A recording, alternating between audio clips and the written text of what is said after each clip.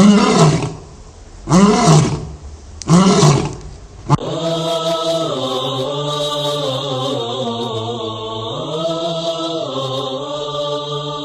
المسلم، احرص على نشر هذه المادة، فالدال على الخير كفاعله. يا أيها الذين آمنوا إن تنصروا الله ينصركم ويثبت أقدامكم.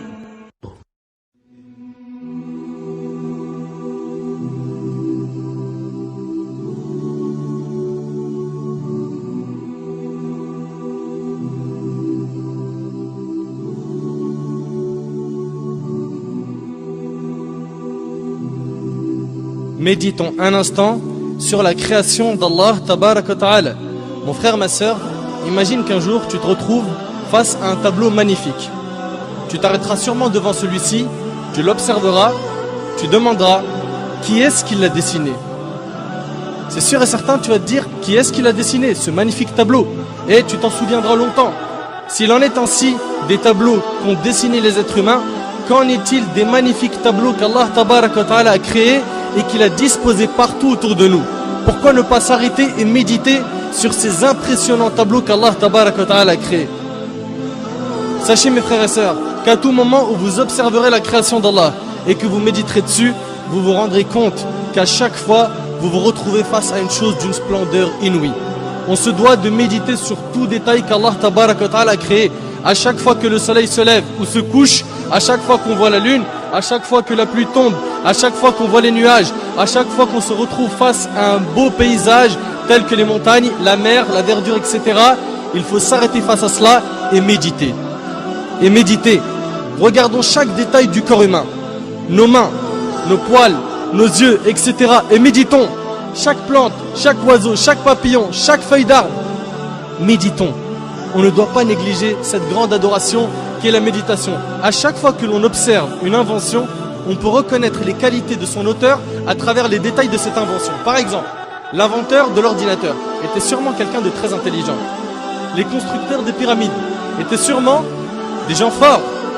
L'auteur d'un joli tableau est sûrement un artiste très doué, etc. Qu'en est-il du créateur de cet univers?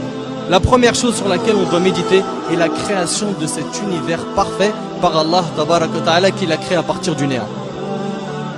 Allah Tabarak wa Ta'ala a dit dans Sourate Al-Baqarah, et médite un petit peu sur ce verset. Allah Azza wa Jalla a dit dans Sourate Al-Baqarah, Sourate 2, verset 117, Badi'us samawati wal ard. Badi'us samawati wal ard, qui signifie il est le créateur des cieux et de la terre à partir du néant. À partir du néant. Allah Azza wa Jal est le seul capable de créer à partir du néant. Il dit à la chose soit et elle devient. Soit et elle devient. Cela signifie que les cieux et la terre sont des chefs-d'œuvre qu'Allah Tabarak wa Ta'ala a créés. Regardez subhanallah.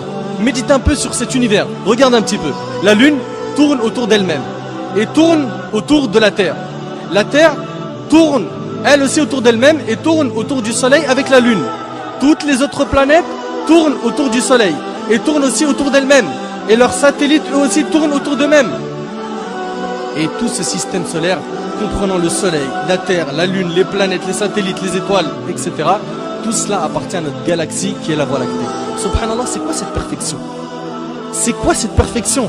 La méditation sur la création d'Allah Tabarak wa Ta'ala va donc nous aider à laver nos cœurs. Si tu observes la mer par exemple, combien de gouttes d'eau y a-t-il dans ces mers et ces océans?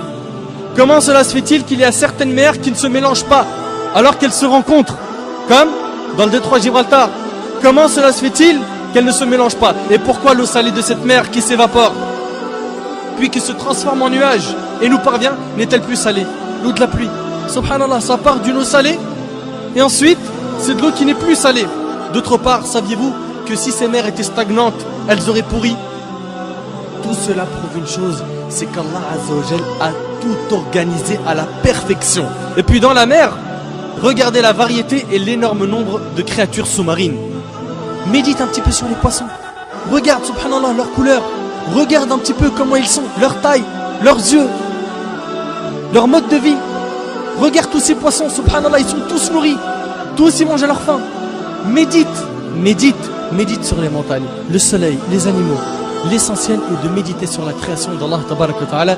Abu Sulaiman, rahimahullah, a dit: habituez vos yeux aux larmes et vos cœurs à la méditation. Habituez vos yeux aux larmes et vos cœurs à la méditation. Mes frères et sœurs, je sais que cette adoration était ignorée par un grand nombre parmi nous. Faisons-la revivre afin d'améliorer notre relation avec Allah Tabarak wa Ta'ala.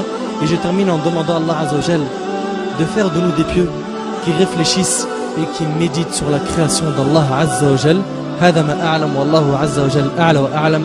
سبحانك اللهم وبحمدك أشهد أن لا إله إلا أنت أستغفرك وأتوب إليك وبارك الله فيكم وجزاكم الله خير والسلام عليكم ورحمة الله وبركاته.